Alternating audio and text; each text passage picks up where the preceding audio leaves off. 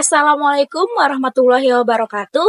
Halo semuanya, perkenalkan saya Ina Maulidina dengan NIM 2405076015 dari program studi Pendidikan Bahasa dan Sastra Indonesia kelas A angkatan 2024. Dalam video ini, saya akan menyampaikan tugas dari mata kuliah Sejarah Sastra yang diampu oleh Ibu Dr. Nina Kuina Hadiputri SS SPD MPD. Dan pada kesempatan ini, saya akan membahas tentang sastra lekra dan juga manifest kebudayaan. Pengertian sastra lekra. Sastra lekra adalah karya sastra yang memuat 3 unsur utama, yaitu ideologi, nilai artistik, dan juga organisasi. Selain itu, sastra lekra juga mengandung 3 prinsip utama, yaitu bekerja, belajar, dan juga moral yang baik. Lekra atau Lembaga Kebudayaan Rakyat adalah organisasi kebudayaan yang didirikan pada 17 Agustus 1950 oleh tokoh-tokoh Partai Komunis Indonesia seperti D.N. Aidit dan Joto bersama dengan penulis M.S. Asar dan A.S. Darta. Organisasi ini muncul sebagai respon terhadap kelompok budaya, gelanggang, dan mengusung konsep kebudayaan kerakyatan.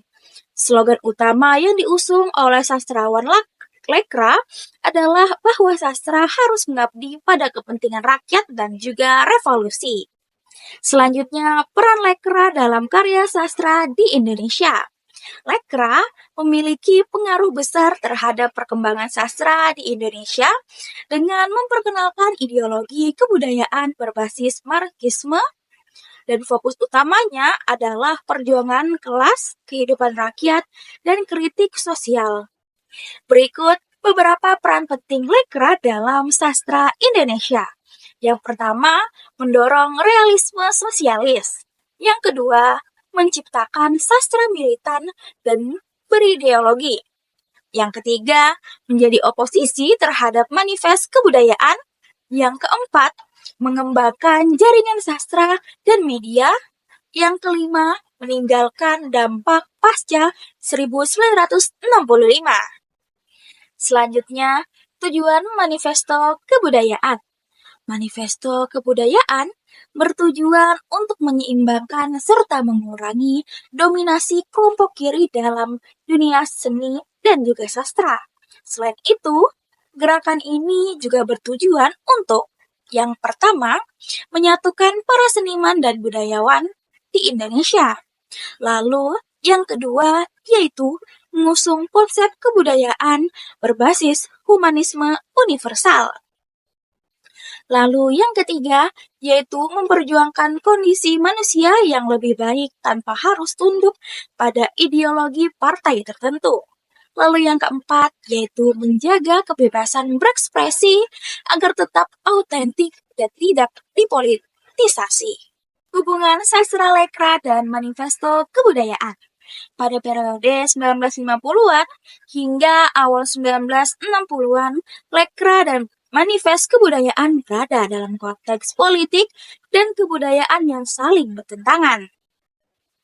Kedua gerakan ini menjadi dua kekuatan yang berseberangan dalam dunia sastra dan budaya di Indonesia. Lekra aktif menyebarkan ideologinya melalui karya sastra di berbagai media massa dan seringkali melancarkan kritik tajam terhadap lawan ideologinya. Sebagai respon, kelompok manifest kebudayaan yang terdiri dari berbagai seniman dan sastrawan memberikan perlawanan melalui media seperti majalah sastra. Ketegangan ini semakin meningkat hingga akhirnya berpuncak pada pelarangan manifest kebudayaan oleh pemerintah pada tahun 1964. Dari pembahasan yang telah saya sampaikan tadi, kita bisa mengambil kesimpulan yaitu lekra dan manifest kebudayaan adalah dua gerakan budaya yang berkembang di Indonesia pada era 1950-an hingga awal 1960-an. Lekra mengusung ideologi Marxisme-Leninisme dan menekankan sastra sebagai alat perjuangan kelas serta revolusi. Sebaliknya, manifest kebudayaan menekankan humanisme universal dan kebebasan berekspresi yang tunduk pada kepentingan politik tertentu. Kedua gerakan ini memiliki pengaruh besar terhadap perkembangan sastra dan budaya Indonesia. Meskipun seringkali berada dalam posisi yang saling berseberangan, konflik antara keduanya mencerminkan dinamika politik dan sosial yang terjadi pada masa itu. Hingga kini, perdebatan mengenai peran dan warisan budaya dari dua kelompok ini masih menjadi bagian dari diskursus sastra dan sejarah Indonesia.